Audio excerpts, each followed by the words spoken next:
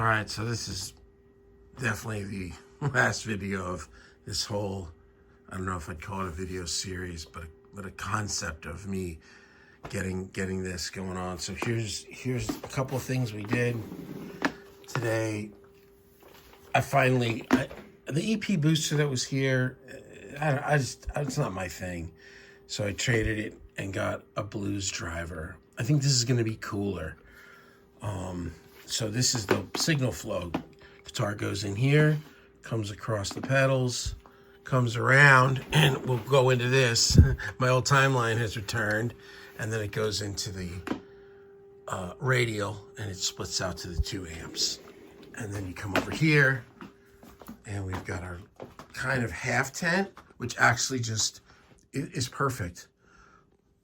It's absolutely sounds amazing in here.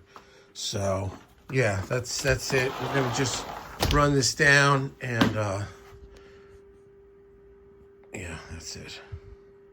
All right, so yeah, this is definitely a wrap of this whole train I've been on. Last night my buddy came over, and so the way that the FM9 is in the loops of the amps, and it's fantastic. I was trying to integrate this H90, which I couldn't. Only way I could get it to work was to daisy chain it, which was like more of a logistic thing that I didn't like. Like I just liked the send and returns coming straight to the FM9. I plug them in and move. I didn't want to like have this coming here, then going from like the in to the out of the H90, and then plugging the other one into the H90. That was like, just logistically it didn't work. But we thought like we could. I thought, well, I bet we could just insert it. It's not set up like that because it's just not. We messed with it last night, and so I was like, you know what? The FM9 is perfect. I just love using it, and the thing that I did not like for me about the H90 was the sound of it in front of the amps. It cleans. It was cool, but with some gain, like just. It was something too like congested and too like about everything that I heard when there was gain. So I tried, I just couldn't make it work. So I returned it today. And yeah, also this EP booster, I've had that thing for years, and I don't know that I've hardly ever used it on a record. It always added like this build up, which now I'm hearing is kind of a commonality. Like I don't like things that add like synthetic weight, or like it adds too much. I don't like that. I like guitar tracks to breathe a little bit more. I feel like sometimes these things that fatten things up, it's like it takes away like from the rhythmic of the pick hitting the string, like everything just, I don't know. So anyway, I went to GC and I got the blues driver. We're going to test that a little bit today for real quick. That's kind of a staple in Nashville sessions, like pop, pop rock, country. So, and I've never really owned one. I've actually never owned one, but I've played it a little bit, and I think it's going to be cool. I didn't get the Waza because I thought they sounded exactly the same, and I don't need any whoop-de-doo-ness. And then, so I had this spot. So after church, I went and I returned the H90, and then I went to Guitar Center, and my buddy was there, and I gave him the EP booster. They bought it back as credit, because he knew I was buying stuff, and they did. Guitar Center is cool, man. The Guitar Center Nashville is the greatest music store in the world. That's just my opinion. There may be others that are better, but that's a great store. And the timeline was there. And it was, I said, listen, guys, I'm buying back my timeline. They basically just made me pay like kind of just about what they gave me. It was so cheap, it was good. So I got the timeline. It still has my presets in it. I get it here, and it had the weirdest Velcro on the back. It was like a guy bought it used, and it had Velcro. So the way I have it sitting on top of the desk, I don't want Velcro. And the Velcro was like hard, like thick, like plastic kind of Velcro. Boy, getting it off of there was so difficult. I got a method, and I was able to get the glue off by rolling it. The glue underneath the Velcro has like not glue, but like a tape thing.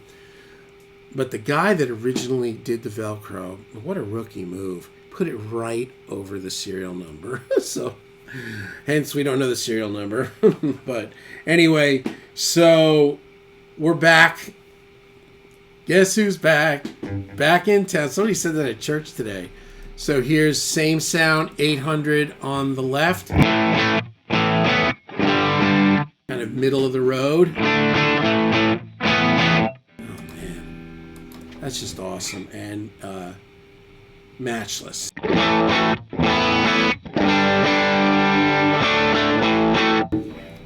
Together.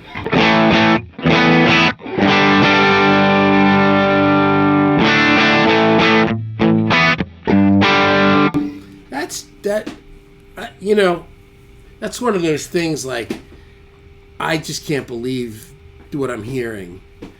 It's like when I hear some people, like when I hear Sean Tubbs' rhythm sound, I'm always like, man, it's just like, how do you, I just never, I don't know, like I'm always amazed by that, his sound, and there's a few of them, a few of the YouTube guys are like, just so good. And I feel like this is like what I'm after. It's just beautiful. So let's try a little bit of this Blues Driver. And again, we're going for mid. We're not going for like high gain. Here's Blues Driver. Totally happy I got it. That's volume at noon. Tone is a little under noon, and gain is just up a little bit from 0. Now I know why Dan Huff and these guys use this. And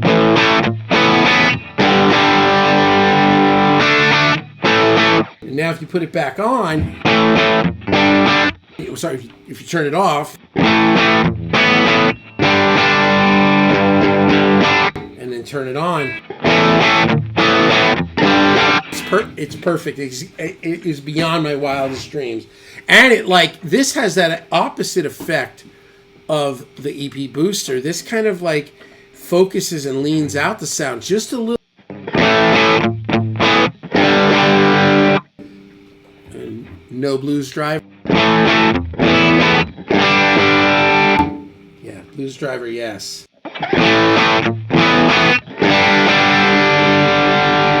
Nice. Yellow side of the King of Tone.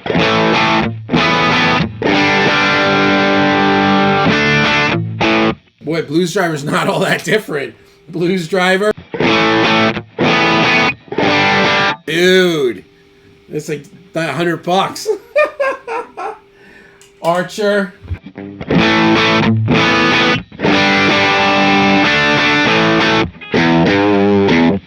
Archer's great. All right, so we're just going to go a little Blues Driver. Oh, man, that is awesome.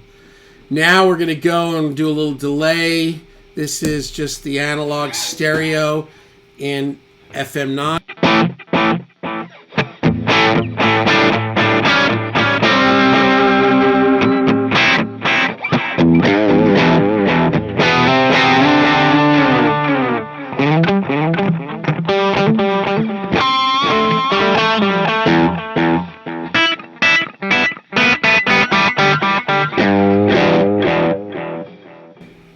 So this is stereo in the loop. So the left side is going through the 800. The right side is going through the match.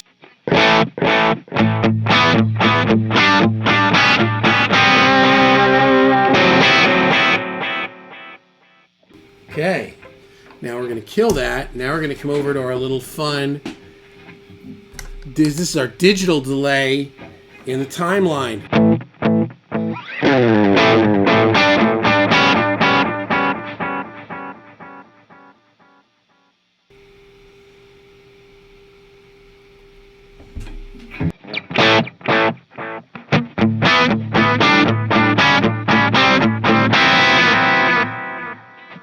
Oh man, and this again, and I know I'm kind of harping on this same thing, but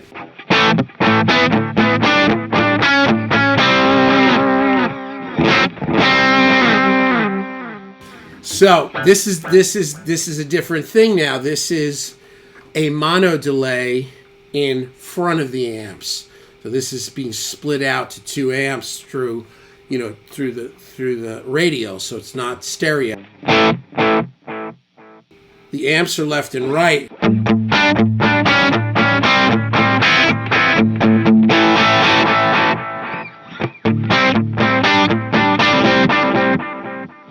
Put a little more filter on.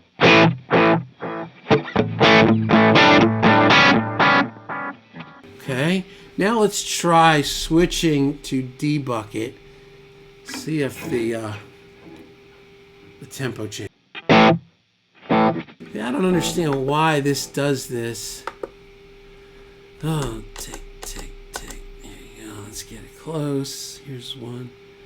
I'll just set up all, because I wasn't using the D-Bucket, because you can't use the D-Bucket or the tape on the timeline if you're stereo in and stereo out. They're just not designed to work that way. I am an expert at that now. And I spoke to Strymon. It's not a part of the algorithm. So here we go. So this is D-Bucket.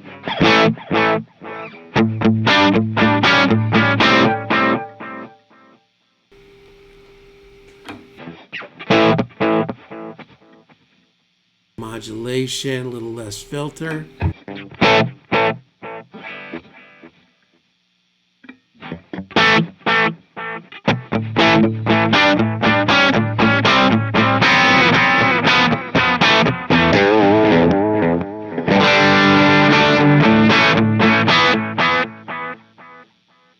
Okay, so that's D-Bucket, and now in the loop, Axe.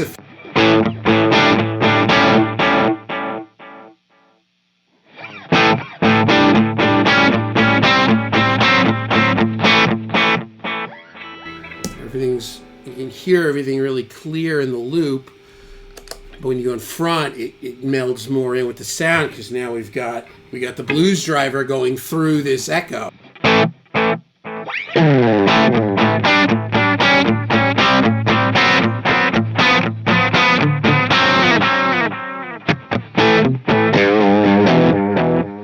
Okay, now we'll go to tape. Yeah, so this is now tape on the timeline.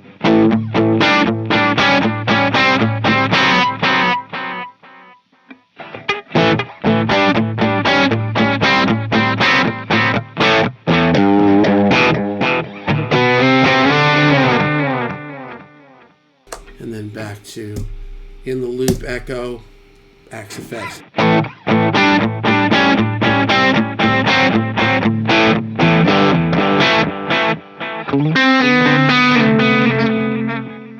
Yeah, so they're both great. I think they're both cool.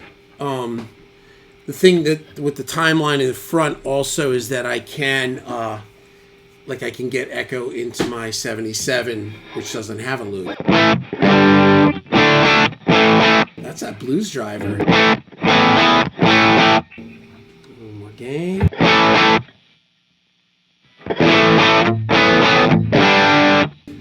And then yellow side of the King of Tone. God, man, they're almost indistinguishable. Blues driver. Got a nice, it's got a little quack to it. What a great pedal.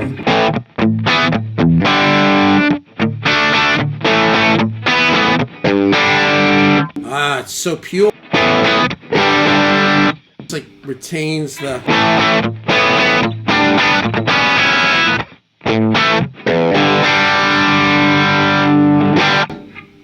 echo in the loop.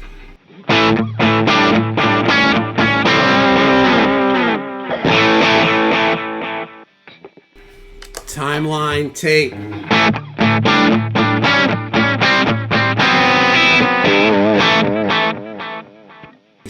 Go back to D bucket. D bucket.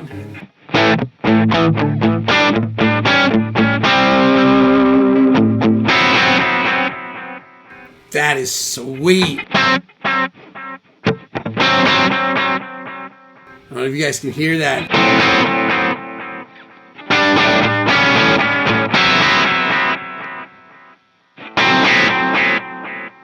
It's like a the way that the D buckets regenerate.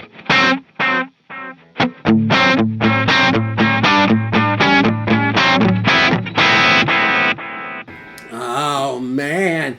Now we're gonna do one more thing. Stay with me. We're gonna try this. So I can't get over it. I'm so stoked. Let's do this. Let's unplug the matchless. So now the matchless is now not plugged into. So coming out of the timeline, we go into the radial headlight, and it switches out. It has 4 outs for amps. So I've got 2 cables. One's going to the 800. One's going to the matchless. I just unplugged the mattress. The matchless. Now we're going to try something. And if this works, this is something I can do too. That's a different trip, but this is something that like literally takes 30 seconds to do. I mean, here it is. And it may entail me lifting the ground on the radial to make this happen, and I don't. But one of the amps is in the radial, so now I'm coming into the timeline mono, and now I'm coming out. 2. One of them is going into the radial and into the 800. The other one is going straight out of the timeline right into the matchless. So we'll see if it's noisy. It isn't. Oh my God. So now it's stereo out with the timeline, but not in the loop. Oh my God.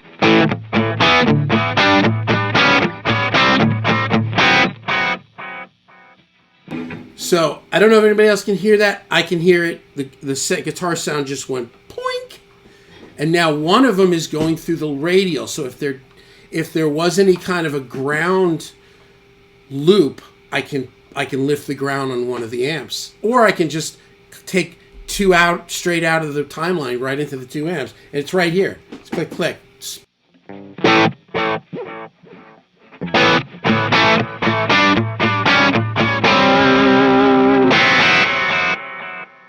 Everybody clear on this? This is coming out now. The end of the pedal, the end of like the guitar chain, not the loop. The guitar chain, of the Archer and the Blues Driver.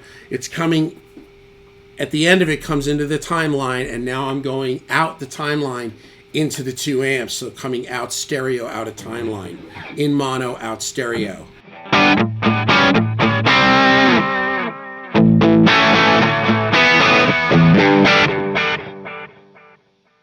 Crazy sounding. That's crazy sounding. Holy smokes. Holy smokes. I bet I don't really know how to do this, but if I go dual delay.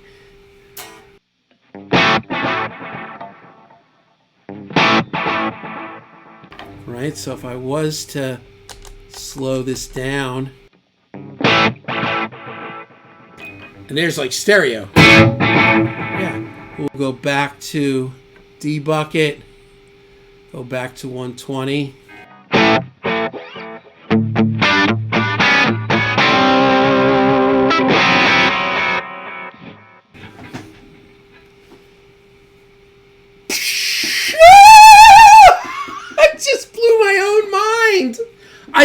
forgot about this today.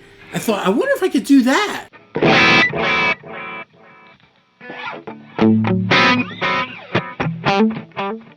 Was to come here now. Well, I'm not gonna mess with it, but like I could do. Yeah, I mean it's. A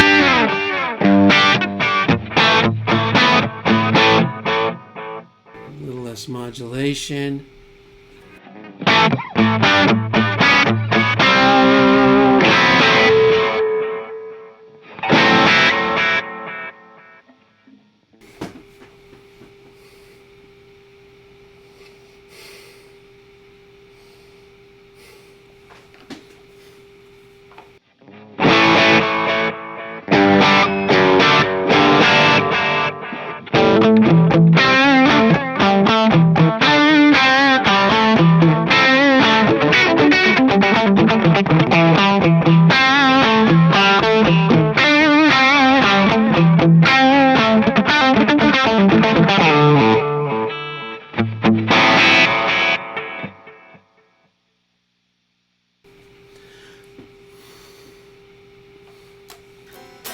He's without speech. He's speechless.